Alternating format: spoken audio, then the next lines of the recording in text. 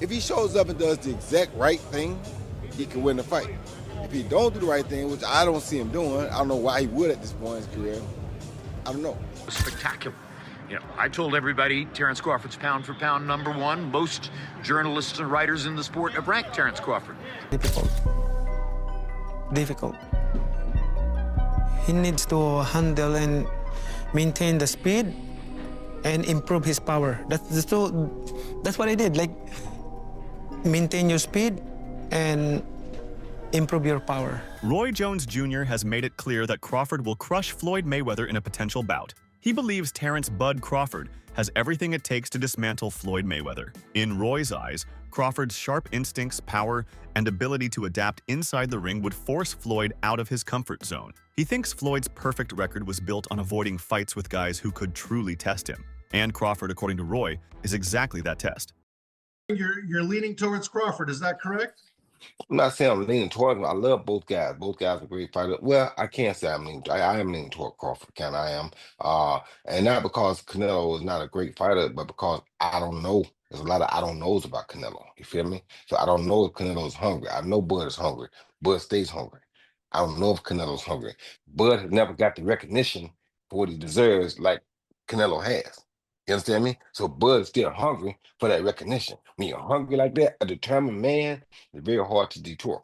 Roy Jones Jr. believes Crawford has skills most fighters only dream of. First, he praises Crawford's ring IQ, the ability to read opponents, adapt mid-fight, set traps, and change strategy on the fly. Second, he highlights his stance versatility, switch hitting, fighting well both orthodox and southpaw to confuse and exploit openings. Third is punch setup and timing, knowing when to throw what, using feints, jabs, body head variation for maximum effect. Fourth, his ability to move laterally, footwork, angles, creating space, avoiding damage while staying in position to counter. Fifth, his power with precision, not just raw knockout force, but accurate, smart power that hits when it counts. Gotta rank him probably in your top 10, maybe even your top 5. Where do you rank Terence, in your opinion? I put him in the top 15, maybe the top 10. Because he definitely has the skill of a top 5. Just that he hasn't had the opposition that some guys were able to get. And that's not his fault. He just made one of the best fighters in his weight class look like nobody. That's pretty damn good. Now he proved what we already thought. We just didn't see him against the best opposition near his weight class. See, this is the thing people don't understand. This is what I like about Bud. Yeah. He reminds me of Roy. We ain't got to have the best opposition in our weight class. We want the best opposition near our weight class. There's been discussion that maybe Crawford and Inoue are going back and forth tussling for for pound. That maybe Inoue because of the multiple weight divisions. You're shaking your head no. Tell me why no. Because Inoue also, when he first moved up, he lost to Donaire. Don't forget that. Bud ain't lost nobody. Moving up or down, he moved up 3 times. He lost nobody. Don't tell me he better than Bud. No. Jones sees Crawford at the peak of his abilities, undefeated, seasoned, versatile, and still hungry, a rare combo. Jones points out that Crawford has proven he can adapt, carry power, fight at different weights, and move smartly both inside and outside the ring. At 167.5 pounds, Crawford has the blend of speed, strength, experience, and ring IQ that gives him every weapon he needs to dominate. If this is his time, Crawford could rewrite the record books. As Canelo Alvarez has been a great fighter his whole career, people like Erislandy Lara gave you the blueprint on how to beat him. People like Floyd Mayweather also gave you the blueprint on how to beat him. But Bud is more fierce, more fearsome, and more angrier and more meaner than both of those guys. So if they showed you the blueprint, Bud gonna go out there, take that blueprint, and do even more with it, which is what Bud did. So it was never a question in my mind whether Bud really was going to outbox me, just if he could take the punch. And right away he showed, bam, he could take the punch. So I knew from that point, if he just slow him down, which he did, he'd be okay. Then late in the fight, what other people still didn't see, late in the fight, Bud started hitting Canelo's body. One of those body shots, I think about the 7th or 8th round, hurt Canelo. I was like, whoa. Bud hit him in the right spot then, and he got Canelo's respect with that too. So Bud fought a very, very awesome fight, fought a beautiful fight, very tactical. Very controlled. Yes, it was a beautiful fight for boxing. It was a beautiful fight. Bud got hit with some shots. He did. He got hit with some single shots going out. He's going out, and Canelo, if he has you trapped in the corner or along the ropes, it's typically 1 to 2 big shots. You know that if you've watched him. Yep. So you could tell Crawford, as he was going out, he knew the one shot was coming, and several times it landed. He even got hit with a two-piece. I don't remember what round it was, uppercut right hand that Crawford took well. So when you started seeing him absorb the shots, if you're Team Crawford, you don't want him to take that shot. But if you started seeing that, now you know that, okay.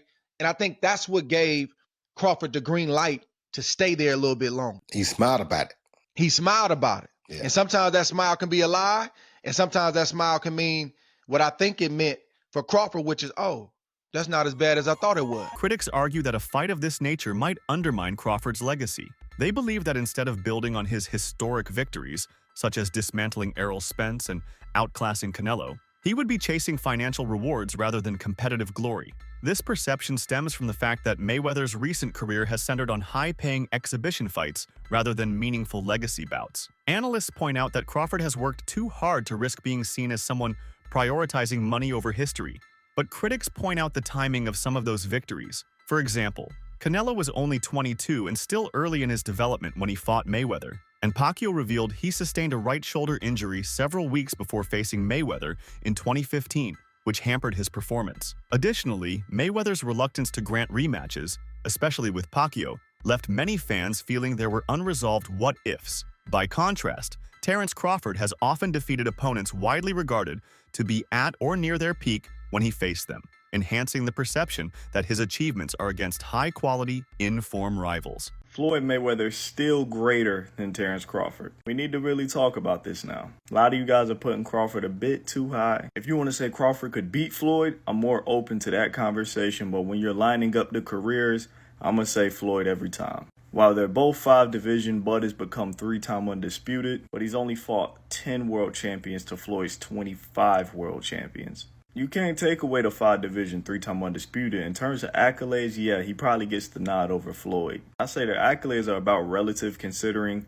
Floyd Mayweather won Fighter of the Decade as well. But when you get to the resumes, Pacquiao, Oscar, Canelo, Cotto, Mosley, Castillo, Marquez, Zab, Gotti, Hatton, and Corley. It's probably way more people that this guy just didn't name. And then when you get to Bud's resume, not saying it's just bad, but the only names that's really worth mentioning is going to be Spence and Canelo. It's not a knock on Bud. Bud was not able to make those fights early on in his career. But I got to tell you guys what it is.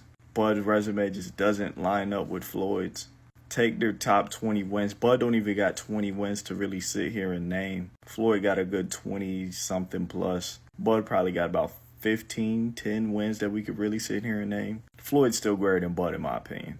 Floyd Mayweather and Roy Jones Jr. share a complicated relationship built on mutual respect, but clouded by rivalry. Both men admire each other's skills, yet their competitive egos often clash. Roy has often claimed he was the more naturally gifted fighter, dominating multiple weight classes in his prime, while Floyd emphasizes his undefeated record and business savvy as proof of being the best. Tension escalated when Roy dismissed Floyd's TB, the best ever label, suggesting it disrespected past legends. Floyd, in turn, criticized Roy's late career losses as tarnishing his legacy. Their rivalry is less about fighting each other and more about clashing egos and competing claims to boxing immortality. What's happening, fight fans around the world? I know how y'all are. I know y'all enjoy this thing of boxing. I know we play games and people have their issues and people have opinions. It's cool too. I got opinions and I'm allowed to say my opinions or speak my opinions. And if somebody was trying to send me a subliminal message, it worked, because if you want to prove that you're better than me, I'm always ready, wide open, ready to go. It's called. Jones argues that Floyd's best status is valid only in terms of money-making, not necessarily as the greatest fighter across all styles. Roy says he's not trying to be disrespectful, but when he makes statements, he stands by them wholeheartedly. Is there something that you want to elaborate on, or is there something that maybe you don't like about Floyd? One thing I don't like is that you don't respect elders. You talk about Muhammad Ali got beat by an 8-0 fighter. That 8-0 fighter was an Olympian who was a monster, who, if you had a monster like that in your weight class, you wouldn't fight him at that time. You understand where I'm coming from? So, that being said, you're disrespecting the greatest fighter of all time. And if you disrespect him, you disrespect anybody. So you have no respect. But when you see me, you're going to have some respect. Because if you want to get it, we can get it.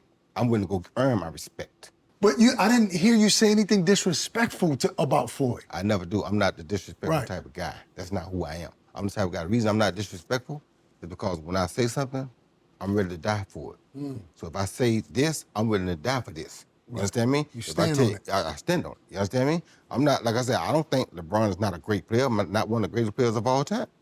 But if you ask me, in your opinion, my opinion, which I'm entitled to, you think LeBron or Mike, I'm going to say Mike because I saw what Mike went through to get where he got. So I got my own reason why I'm going to probably like Mike. I'm not saying just you're trash. No, you're not. I'm not saying you're not a great player. Right. I'm not saying you're not one of the top 5. Because you could be that. You feel me? And in most people's opinion, you probably are. Some people's opinion, you probably top 1. That's not, I can't say, oh, I'm right and everybody's wrong. No, that's just my opinion. Right. I'm entitled to my opinion. Right. But I will fight about my opinion. Right. So if you got a problem with my opinion, whoever, call my house. It ain't changed. Jones Jr. recently confirmed that Mayweather does not make his personal top 5 greatest boxers ever. Jones said Floyd might belong in the top 10, but he didn't think Mayweather's resume matched up to what he considers top-tier greatness because many of Mayweather's biggest wins came against opponents who were past their primes. Jones also argued that timing matters. Beating Manny Pacquiao after Pacquiao had already been weakened by losses and setbacks doesn't carry the same weight. Is Floyd Mayweather top 5 of all No, time? not in my book. No, Not even top 10? Maybe top 10 in my book, yeah, but not top 5. 10. He's maybe top 10, but not top 5. Floyd can fight, don't get it wrong. Floyd can fight. But here's what my problem is. Well, I understand, I know you're a Floyd fan, but here's my problem. Who did Floyd fight that was on his level when he fought him? Only Canelo. That's it. Don't give me that stuff about the other guy that was going to prison. He know he going to prison when he get through. And then to take it even further, He fought Cotto. Cotto was Manny not on his Pacquiao, level. Wait. See, stop. Let me finish first. Cotto. You asked me a question. Cotto already was done. And Cotto an all-time great? No. Cotto's an all-time Puerto Rican great. Cotto's not an all-time great in the boxing. I agree with you. He's an all-time Puerto Rican great. I All agree. right, so that's not a great fight. That's not on your level. Pacquiao. You waited till Pacquiao got knocked out by Marquez before you fought him. If you'd have fought him 4 years ago, it'd have been something. Because both of y'all were here. We'd have found out who the best was. You waited till Marquez knocked him out, now you fought him. If I wait till somebody beat James Toney before I fight him, do I get credit for being the greatest fighter of all time because I beat James Toney? No, you don't. No, I don't. So my point is you didn't do it the right way. You know that. Who else did you fight besides them best 2 names you can pull up besides Canelo? What I'm saying is that who do you think around that time would have even beaten Floyd that he didn't fight? So my point is I'm not going to say who because would have I can't name a person. I'm not going to say who would have beat Floyd, like I said. I'm just saying Floyd never fought nobody that was of his equal. He didn't fight a James Toney. He didn't go looking for a James Toney. Jones also warned Mayweather that stepping into the UFC octagon or any MMA setting wouldn't be a fair fight. While he respects Mayweather's boxing accomplishments, Jones pointed out that MMA is a completely different arena. Kicks, knees, takedowns, and submissions, all things Floyd has no live experience dealing with. Jones said, Floyd Mayweather weighs like 150 pounds. I'm like 220 pounds. I'd hurt Mayweather, making it clear that size, skill set, and rule differences would lead to dangerous territory for the boxing legend. Other veteran boxers have also shown their support for Terence Crawford in this potential mega bout. I would like it if we kept it to MMA fighters trying out boxing. I think it's a lot safer for an MMA fighter to try out boxing. If you get a boxer inside the octagon, man, there's so many elements that they're unfamiliar with. The head kicking and the body kicking and the choking and the arm bending and the ankle twisting and all that. It's a lot, and it could be really dangerous for Floyd to join an MMA match. So I would strongly suggest he reconsider. Would you want to fight him? Floyd Mayweather? Floyd Mayweather weighs like 150. I'm like 220. I'll hurt Floyd Mayweather.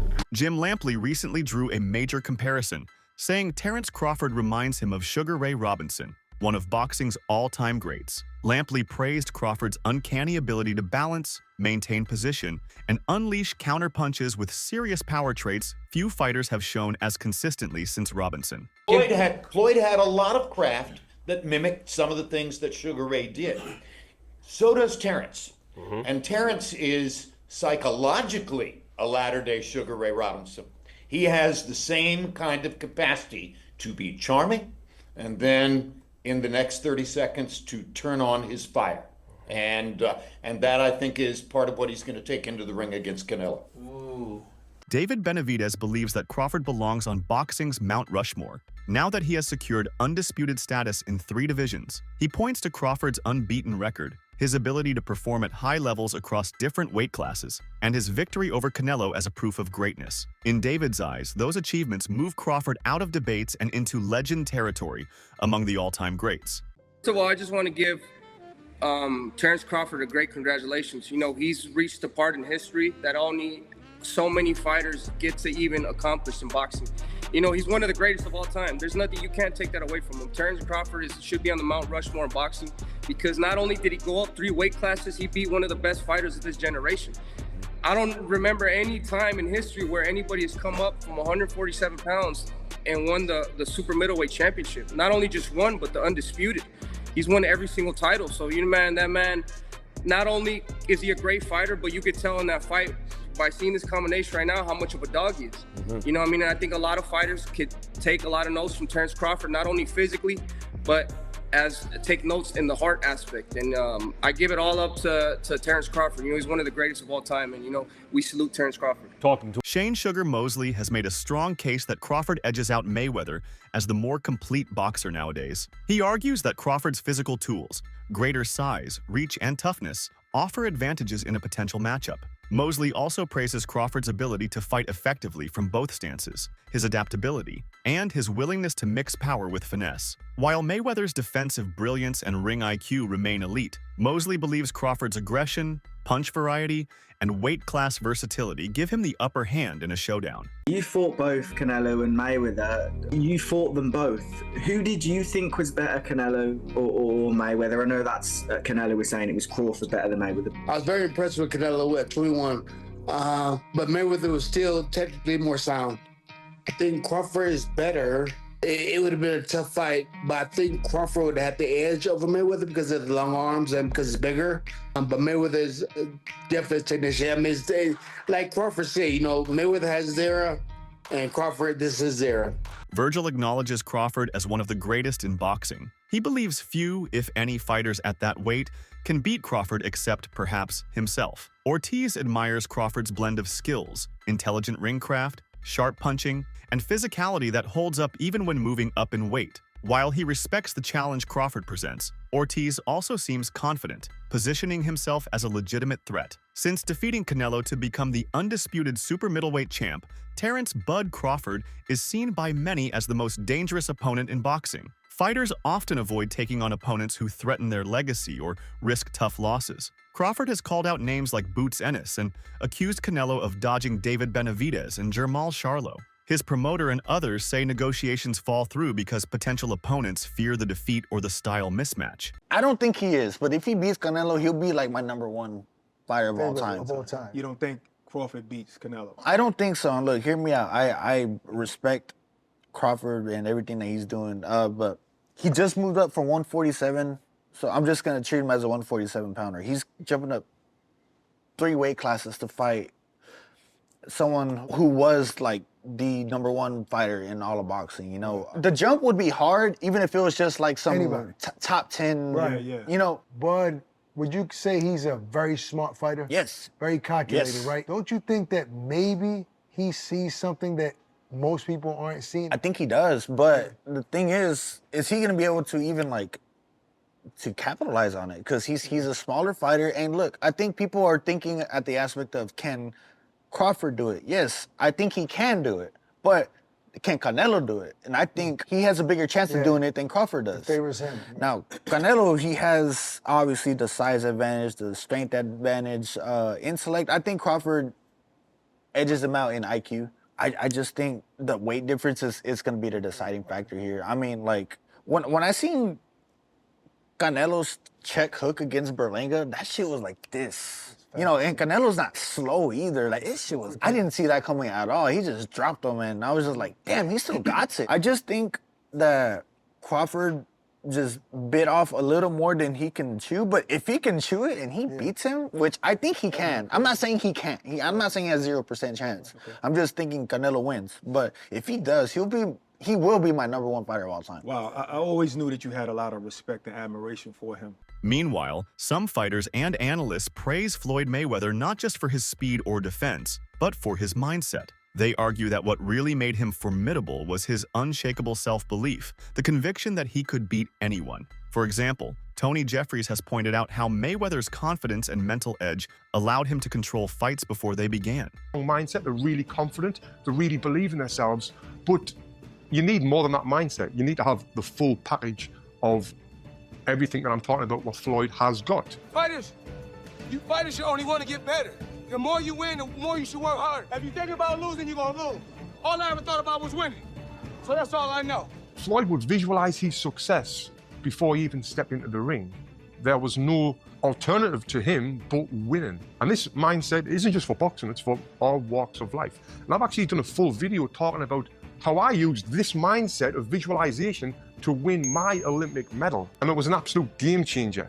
Now, Floyd used to use this mindset to ease the pressure that he put himself under. And he made himself think like, I'm not under any pressure right now, where he was under immense pressure. Pressure either makes you or break you. Well, you see where I'm at, so it's obvious that I'm the type of athlete or I'm the type of entertainer that can deal with pressure. There's never no pressure. Now, if you watch his fight in 2013 when he fought Canelo Alvarez, Canelo came in a young, strong, undefeated fighter, but by round 2, Floyd kind of had him figured out. He was reading Canelo's jab. He would slip outside and then come back with a clean counter punch, then move his feet and get out of the way. He basically had the full fight under control, and he was controlling the full rhythm of the fight. He was forcing Canelo to fight at his pace. And this is what he would do in all of his fights. He would get his opponent to do what he wanted them to do without their opponent even realizing it, which is what we call boxing IQ. Now, even though I'm not a fan of Floyd Mayweather personally, because of the time when I did meet him, what he said to me made me just feel like this guy is a piece of shit. Comparing Floyd Mayweather and Terence Crawford is a never-ending debate. Both fighters faced the best available in their respective eras, and both came out on top with dominant performances. Oh my goodness, I said that was going to happen. If Crawford was to win, we're going to be seeing a lot of these debates on whether or not Floyd Mayweather or Terence Crawford is going to be better. Now, this is going to be a debate for a long, long time. I'm talking about one of those debates like LeBron versus MJ, Messi versus Ronaldo. It's one of those. And the thing is, I can get behind it. Let me go ahead and say this. When it comes to resume, I do think we give Floyd Mayweather the edge. I mean, he beat a bunch of champions.